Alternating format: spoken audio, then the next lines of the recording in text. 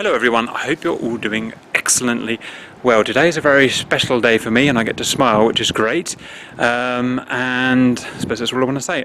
So let's go and have a look at my baby. So I got my baby back, which is, ta-da, known as Aunty Silvia. So every inanimate object I get, however mundane, I have to turn it into a human personality.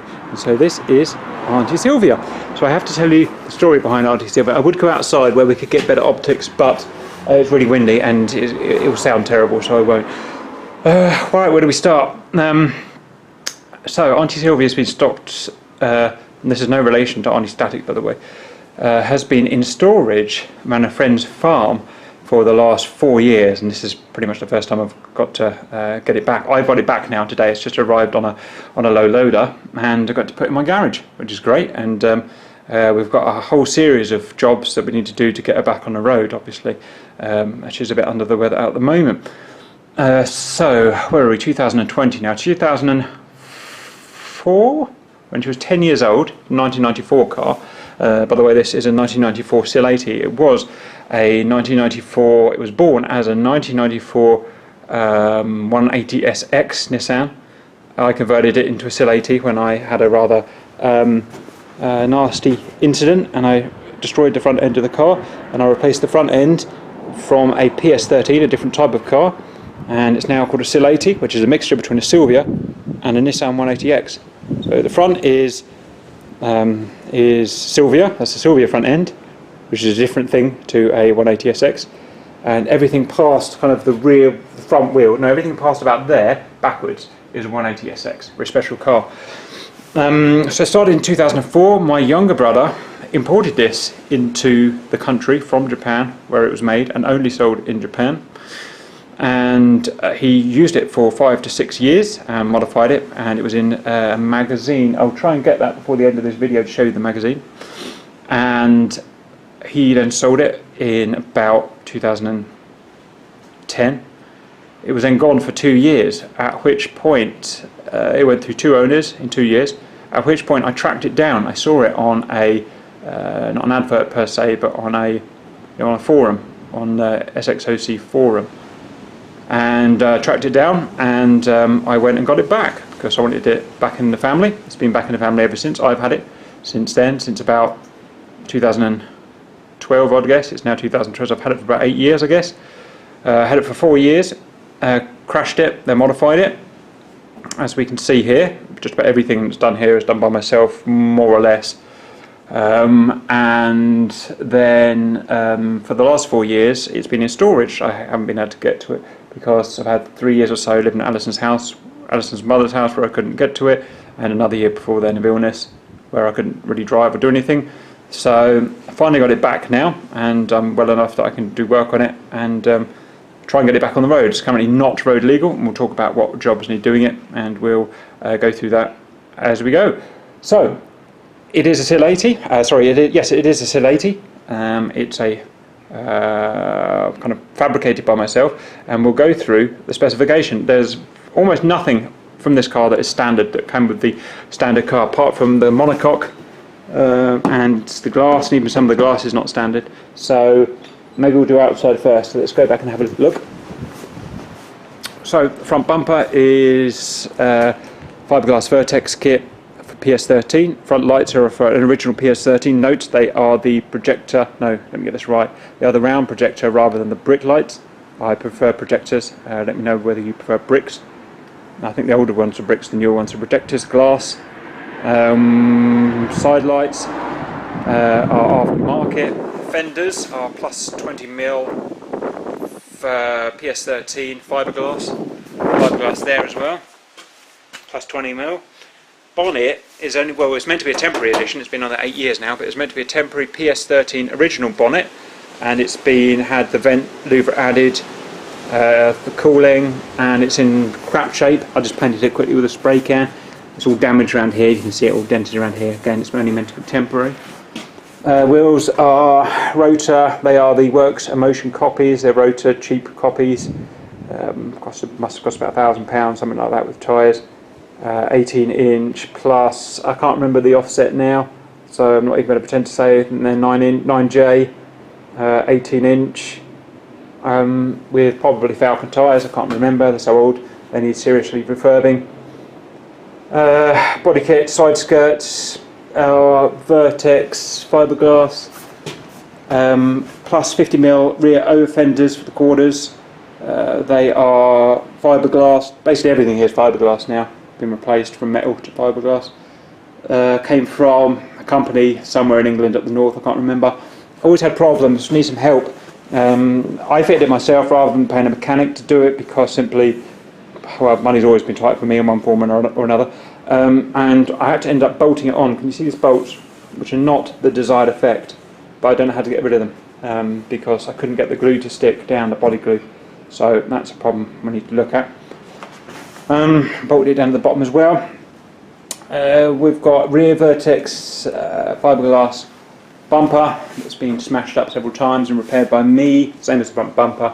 We've got to do another repair on it soon. Rear lights, 180 Kuki lights, imported from Japan for a high expense by my brother. This fascia imported from Japan for high expense, genuine RSP 13. Dudar, what's it? The rear hatch is where my modifications, in fact everything was here. No, the body kit was my brother's. Fenders, front fenders and rear fenders are mine. This is all mine. The rear hatch is very heavy on these cars, made of metal and glass. So I replaced it with, this is fiberglass, this is the Perspex. Needs some work on it, the Perspex, in fact we'll go over the work later on. So it's super lightweight, you can basically open it with one finger now. The whole weight on the car is 1,050 kilos. I got it weighed at a bridge in just down the road from here, so it's a very lightweight vehicle, almost too lightweight to the point where it's actually incredibly dangerous to drive now. Don't tell Alison that. Doors are standard, thinking of modifying them soon. Wing mirror standard, roof crumpled but standard, glass standard. Everything else is pretty much standard, so why don't we go into the rear. So the rear interior has all been removed, painted, could do with another going over. The idea, if they're thinking of that, is cut about 150 kilos off from removing various things from this car, which is high up mass, and it's had a very big performance. It's significantly faster than it was in standard trim, this vehicle. This is just work in progress, don't worry about that, but the battery is located at the back now. It will be once we get that finished. That wiring harness, there's a lot of surprising amount of kilos of wiring in vehicles, even in 94 vehicles. So the wiring harness has all been stripped back and removed, and all we've got left is essentially one wire from the battery and literally 3 or 4 tiny wires from hundreds. So I removed buckets and buckets of wiring from this car. It's just something that I could do. That's that down there. Let's go and have a look elsewhere.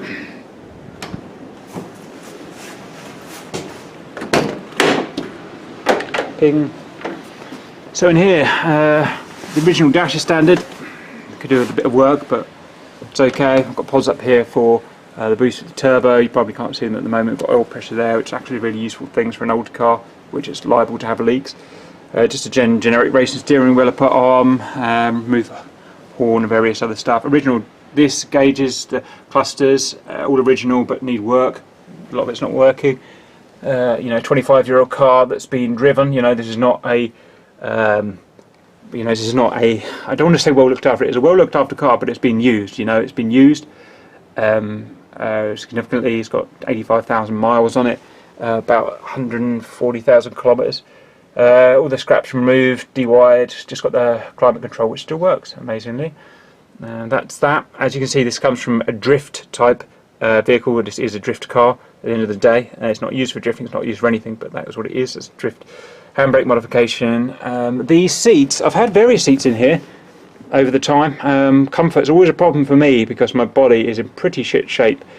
And these are the latest ones I fitted. I had to weld them in myself. They are, I got them from a Civic Type R. You can see like that. Now they don't look amazingly good or particularly sporty, but they are very comfy. They're from a mainstream car, they're not from modified. I do have a set of Corvo bucket seats, kind of pro bucket seats in the spare room, but my ass just isn't quite good enough at the moment. Sparko belts, pretty good. That's there. One problem with welding your own seats in is that they don't move. So they're set for me. No one else can really drive the car unless they're 6'2" like me. That's it. Everything's stripped down up here, minimalistic. It's good for if the car ever gets used for motorsport. You don't want anything that burns in here, especially even choosing the right kind of paint that doesn't burn. Most of you, I suppose, won't know about this. I used to dismantle cars, and I used to, well, I shouldn't say, but it was possible that some of the stuff was burnt after it was dismantled, and the amount of stuff that burns horrendously, dangerously quickly in cars, you don't want to know. It's very horrible. And so from learning from that experience, the first thing you do if you might use the car for motorsport is get rid of the burny shit, because it's a nasty way to go. Otherwise, pretty much standard there. Let's talk about underneath. A lot of the work that's got to be done is underneath. I've got a nurse spec R exhaust modified, because I did crash the car at one point. And it's modified with a 5-inch tip on the end from another exhaust that I found. I don't know how well the light's going to work under here. Underside, it's okay condition. It's a 25-year-old car, you know, so I've seen better, I've seen worse.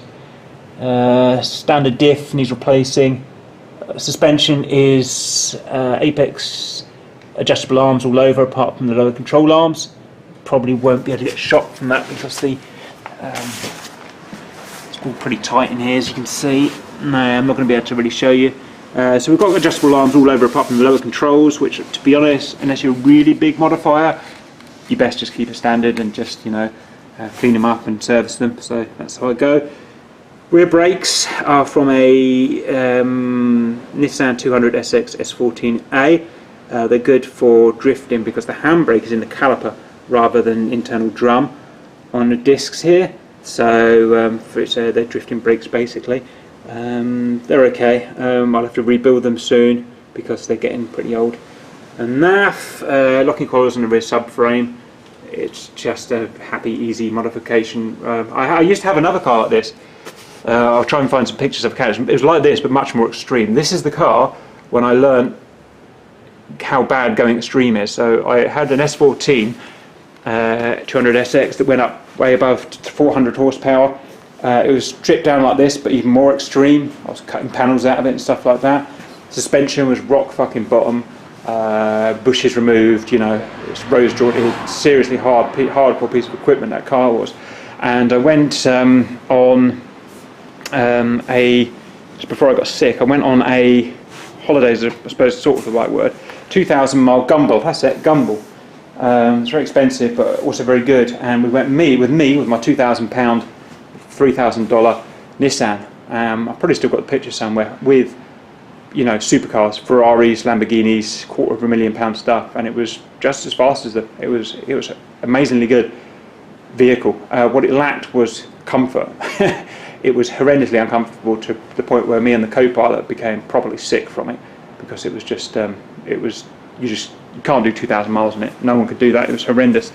So I learned that error, and this is what had come out of learning that error. It's not as fast, but it's much more comfortable. It's much more squishy. The suspension is not OEM, but it's, you know, it's a nice compromise. The shocks are coilovers, Apex Generation 2 coilovers, which are, you know, they're okay. They're coilovers and they're lowered by 80mm or whatever, but you know, you can live with them. You can get over speed bumps. The seats, nice, comfy. Seats are really important in a car, comfy.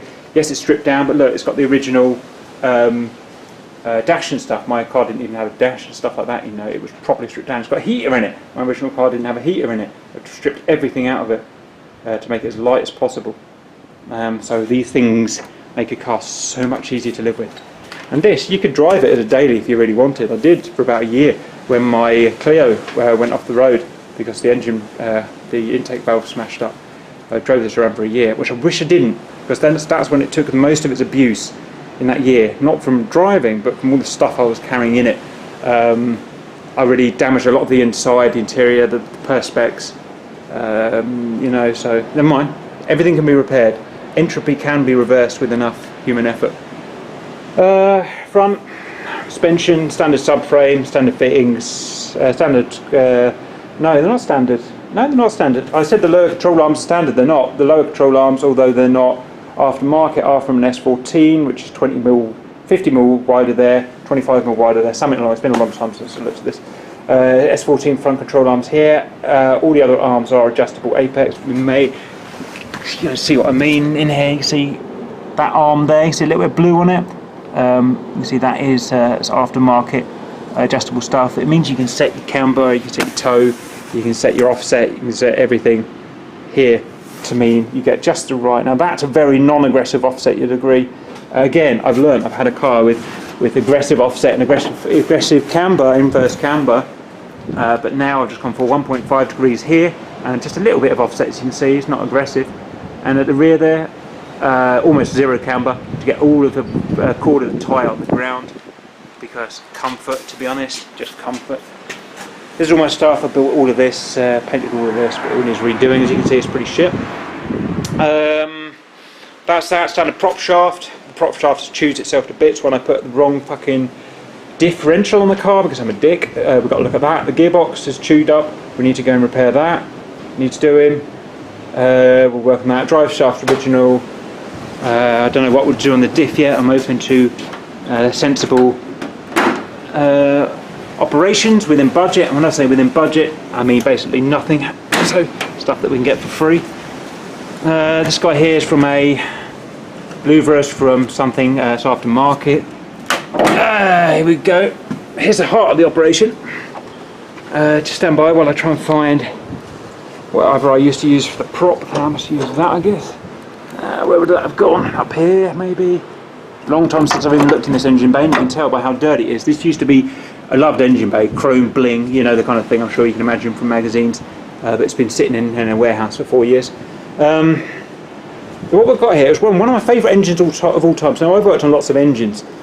I ran Emperor tuning for 5 years, and I've had big 4-5 litre engines come in and stuff. This is a big favourite of mine. It's called an SR20 DET. It's a tiny little 2 litre engine, 122 cubic centimetres, but it's a renowned engine. If you're a tuner, you do drag racing and stuff like that, it'll be a renowned engine, along with the similar to engines like in the Evo, Mitsubishi Evo, stuff like that. It's a very heavily built engine, not actually built for power, strangely enough, built for quiet.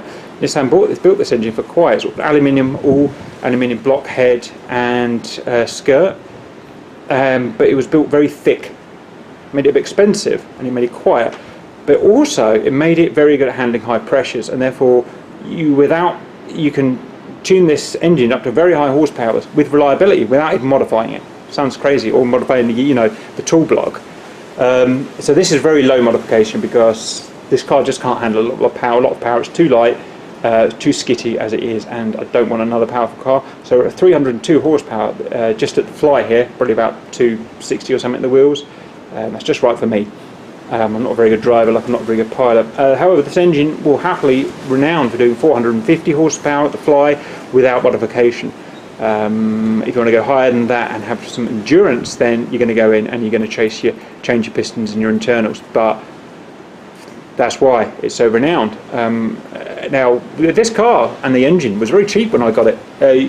Very popular in England, this engine, in other types of vehicles. You could pick up that engine for £200. Pick up the car for £3 grand. I bought the car for £4 grand. Now the world's changed. It's 10 years later. The car's worth probably 8-10 grand, maybe I shouldn't say that, but the engine will cost thousands now to buy a decent SR20 like this. So it just shows how much things change. Where do we start? So I guess we follow the air in. So we've got an intake which is actually under the car. I've played with several different intakes. I used to be a engine tuner myself. All of this is tuned myself, mapped myself on the piggyback ECUs, which I've got to get into again. So your intake's actually under the car. It comes up through here, goes through that. That's a modified Z32 ZX AFM. So it measures your air. Then that sucks through that tube there, and that it all looks probably quite professional but dirty. It's not. That is a piece of drain pipe, plastic drain pipe from my mum's house that I took off. I covered it in silicone to make it look sexy, but that's all it is. Everything you're looking at has been done on a budget, but done well, if that kind of makes sense. So, like I said, I haven't had money to buy fancy stuff, but it's done well because I've learned. I went on training course, put myself on training courses and stuff, how to do all this stuff. Turbo is non-standard turbo. It's from a Skyline Nissan Skyline R34 GTR. It's not a big turbo, it's a HKS 2530 in standard trim, so it'll go up to about 330 horsepower at a pinch, no higher, which is not big for a turbo, you know, and I've run it just over 300 horsepower. It's a good little turbo, it's a good runner, bearing's pretty good, and I recommend it to anyone who wants to go for a sensible build like this. I'd say it's probably the best turbo in the world for this. Correct me if you think I'm wrong. Again, this is not a power build, this is a response build, and you're on boost well by 3000 RPM. So that's a big thing with an SR. So you through the turbo, then you're redirecting along the hot pipe. It's just a cheap chrome hot pipe, and I've shielded it because of the name. This is obviously a charge air. It gets very hot, goes down into an intercooler. Where's that? There it is down there, which I've had some problems with, but should be fixed now. That is an air-to-air intercooler. I did have a really posh £900 one. This car came with some heavy modifications from Japan when it was imported, and when I say heavy, I mean expensive. £900 intercooler, really, you know, £500 radiator, but they broke. They just got old, you know, stuff gets old and breaks, and so I've replaced it with cheaper stuff, but relatively decent stuff. Because obviously, you know, who can afford £900 for a radiator? It comes back in, you're down the cold inlet pipe, so you charge. Cool charge is now coming in here through a standard throttle body. Never needed more than 80mm throttle body, into a standard plenum, of which this note is an SR20 red top. I know I've painted it purple because Emperor Tuner was its colour. This is what we call a standard red top straight cam, so this is no VVT on it, and this is my favourite version of this engine. SR20 went for 10-12 years, maybe longer. It had various versions, VVT, non-VVT, different plenum designs. This is the earliest original design. Is it the most efficient? No. Does it give the most torque? No. Is it the coolest? Yes. It's called important. Supercat thinks so. Look how cool and industrial that shit looks. That is just literally how it came out of the factory, pretty much. So standard plenum goes to a non-fucked with inlet manifold, which is great. Injectors here are uprated from 370cc per minute to 550cc per minute. Named injectors from Japan. Very expensive, but just has to be done if you're going to up the power. You've got to uprate your injectors, and this vehicle comes with dog shit headroom injectors. The tool blocks are modified, never been opened as far as I'm aware, and that's a good thing. I always say, having done this myself and been there and done that, just leave the fucking tool block alone. Don't touch it unless you are, you know, a proper tuner. Just leave it, and you'll have fun then, and your car will be good rather than shit. So that's learnt from standard exit manifold. I've had tubulars and stuff on there. You know what? Just keep a standard exit manifold if you're not going for power. The response bite is very, to be honest, hardly any difference. You know, you never really notice it. It's perfectly fine. Comes with the turbo there. Got a few problems, but nothing major. We're going to a really good thing if you're ever thinking of getting into this type of car, which you're probably not. But just so you know, you've got a aftermarket 3-inch downpipe elbow, and that goes into a twin can downpipe, as you call it on this. Very rare, very rare. It's the only one I've ever seen, and I'll try and get a picture of it. So it goes to twin can down there. You see it splits into two, and that's not just to look pretty, it's so the pipe doesn't have to go so deep. And that's the problem on this car. You whack that thing on speed bumps and it will smash your turbo to pieces. Causes 90% of the problems with these cars probably. That, and then to I'll do a decat and then to nurse spec. Now boost control is important in any car obviously, and I am I don't know what the word is really. I like simple, right? You know, I've had electronic boost controllers in there costing hundreds of pounds, and I've gone back to this that costs £5, just a bleed off valve. You know what? It fucking works. I've tuned it to 1.2 bar of PSI with this turbo, and that's it. It's not going to break down, it's not going to have any problems. Just keep it simple and cheap, basically. So that's that. I've sold a lot of valuable stuff off this car to just downgrade it back to standard. Sold that for 200 quid, downgraded it. Sold boost controller for 200 quid, downgraded it. Sold cowling, downgraded it. Sold FMIC, downgraded it. It's an Apex 2 radiator, downgraded from the original Japanese one. This one's probably better, to be honest, in terms of efficiency anyway, and it's cheaper, and it allows me to do stuff, you know, without a vast amount of money. Various brackets from PS13. that is, ECU is just piggyback Nistune. I'd like to do my own Nistune tuning, we're going to get back into that, which would be cool. Brakes, we've got non-ABS, so it's straight to brake, which I prefer. I'm not an ABS fan, however, obviously very dangerous in the wet. This whole car is, in fact, you just wouldn't drive it in the wet, to be honest, unless you've got a bit of a death wish. Straight to brake, all original pipes, nothing to say really. Oh, the front brake calipers and discs are from a Sil80 300ZX. This is a big 1.5 ton car. They're small by today's standard. You know, today's cars are very much heavier than these cars. It's an alloy, all alloy 4-pot, which it's a good brake. It's a good brake. You know, if you're going to want to do motorsports with it, you may want to upgrade, but I'll probably never get to do motorsports with it. Realistic standard ARBs. Down there, I don't know if you can see, we've got a flat baffled sump. I just came up, I had an opportunity to install it, and so I installed it. So it obviously, there you go, you can see down there, alloy.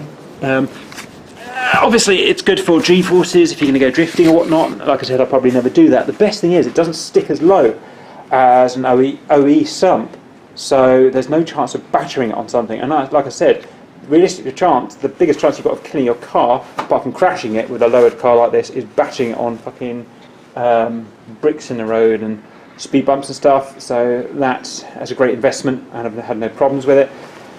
That's pretty much it. So that's that. Things we've got to do, problems we've got to do, what I call typical old car stuff. Let's have a look here. Brakes, and you start to get rust on your lines. I don't think it's going to be long before we've got to reline everything, which is a shit job, but it just needs doing. That, I can't even remember what it's called. It's been servoed. Brake servo's got rusted. We need to replace that. I've got a spare. I used to brake these cars for a living for about a year, and so I've got a bucket full of spares. We can change everything here for much better parts. I need a new bonnet, obviously. I need a proper bonnet. These fenders aren't quite fitted how I'd like them, and they've got some cracks in them. Got to go and re-fiberglass, probably refit. Front bumper's got cracks. As you can see, I don't know. We'll go through it properly another time. It's cracked all over. Needs redoing, re-fiberglassing. Lights are fine. I was thinking of taking the engine out and redoing the. What we've got here is this is very normal for a Japanese car of the era. This is all rust. It's got under here because they use top plates for these arches, and it's just inevitable. Water comes down here, gets in and rusts it, and that's a bit for the car you do not want rusting. It's very dangerous. So got to look at that, which I'm not looking forward to. Tidying up this whole engine bay needs a lot of tidying up and needs work, to be honest. Good thing is electrics are pretty solid. I've done some fair amount of work with the electrics in this car, and that's relatively solid. Engine, to be honest, is just good. I wouldn't actually want to change anything. When I retune it, obviously it's probably slipped out of tune in 4 years. Tighten everything up, check, boost check, blah blah blah. But otherwise the engine, I think we don't have to worry about, we don't have to spend any money on, which is good because it's just how it is. Brakes, tidy up, but otherwise fine. Maybe a real wheel on the rear, but to be honest it rolls fine, and I don't think it's got any problems. Inside, I've got some corbos that I may go in here. Maybe I'll show you them later. Up to your advice whether you think I should fit them or not. I've not decided yet. I mean, these have got to be unwelded and everything's got to come out again. It's a pain in the arse, to be honest. But we'll see. Gearbox. Gearbox works. Synchros are fine. Cogs are fine. But springs, the side-to-side springs, I think have been purposefully loosened by the old owner. That's all floppy and wobbly. Shouldn't be like that.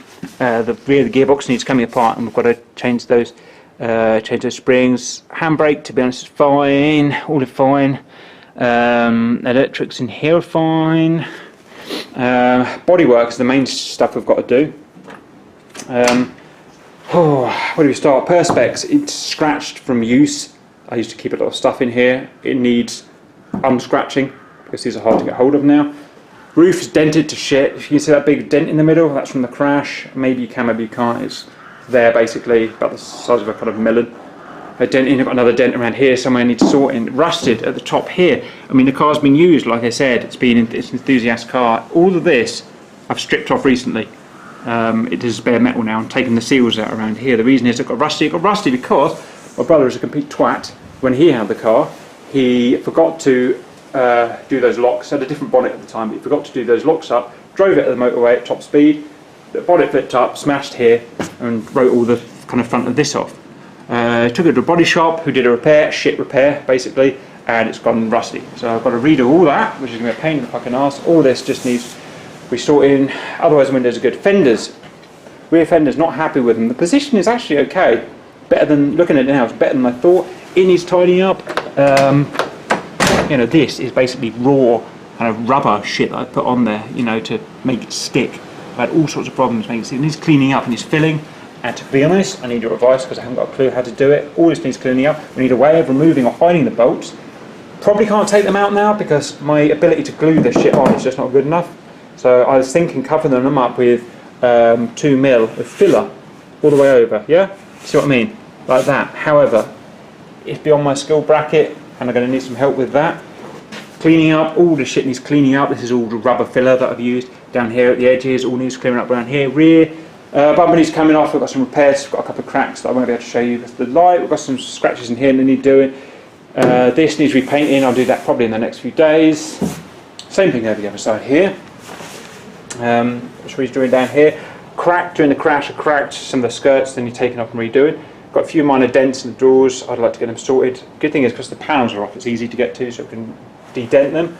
Going to need some help with that. These probably just need refitting and crack there.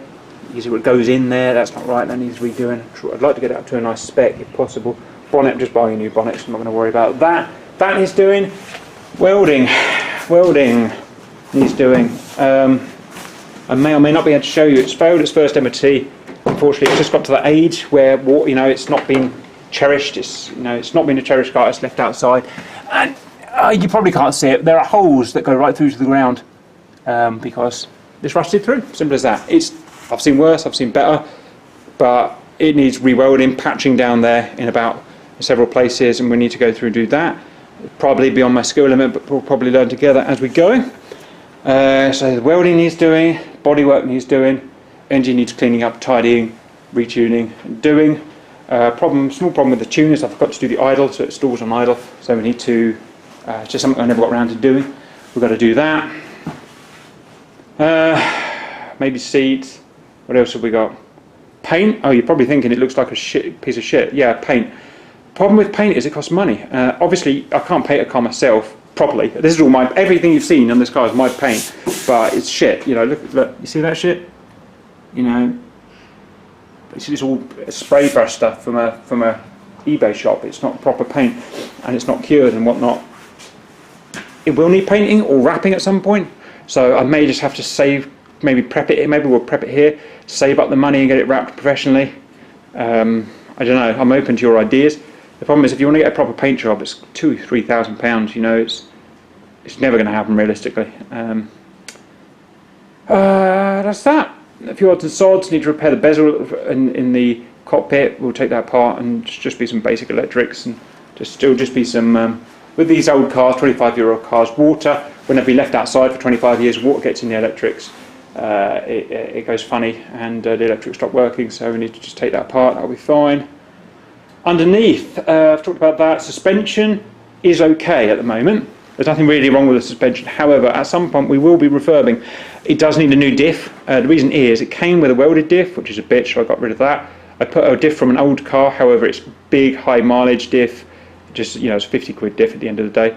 It needs either reusing the shell and changing the internals, repairing, I don't know, haven't decided, need help with that. Prop really needs coming off and rebalancing, and it needs a new bracket for the mid-mount, because the prop is actually fitted an inch further forward because I put the wrong frigging diff in, and that's going to chewed up the rear of the gearbox. We need to look at that. Mechanically it's just about working okay at the moment, but you know, for longevity we've got to fix that professionally, again on the cheap somehow, so it's going to be interesting. I guess that's all I've got to say now for Aunty Silvia. I'll try and find that magazine and show you, put in a video when it was famous. Let me know your thoughts, things that you would like to see, ideas, ways to do stuff. I'm literally going to start now. I've just finished my videos early today. I'm going to jack it up now and try and start cleaning up for the welding, and I'll show these in videos, probably on a different YouTube channel so I don't annoy everyone. We're in the lounge now, and I've got a few copies of this. This is Banzai magazine from, wait for it, November 2008. 2008, so that's before my brother, just before my brother sold the car. And we can go to English magazine, by the way. Bye-bye. That there is my car, and this is before it was crashed, before it was turned into a Sil80. So this is when it was a 180. He's still got the CC, still got the same wheels, but it's now got the pop-up headlights and the non-Silvia front end. And you see it there. That's what the engine used to look like. Still, you know, a fair amount of components are the same. Basic engine's the same. Same brakes. Different. These were different over fenders. These all had to go. These all went. I had to do some rebuilding work around both these arches, quite a lot actually, to change it and change everything. There you go.